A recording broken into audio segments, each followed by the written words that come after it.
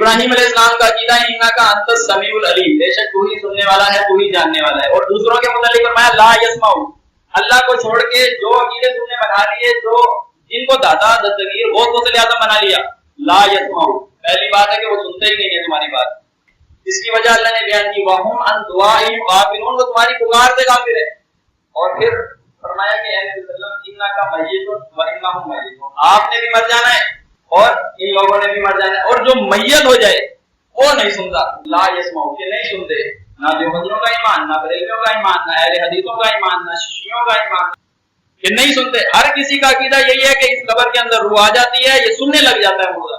जब तक ईमान दुरुस्त नहीं होगा खर्चा करने का कोई फायदा नहीं है। जानवर आप खरीद लें बेशक 1 करोड़ रुपए का, लेकिन उसमें शरई नुक्स हो तो वो कबूल नहीं होता। इसी तरह अकीदे में शरई नुक्स होगा तो जितना मर्जी महंगा जानवर आप ले लें वो कुर्बानी कबूल नहीं होगी।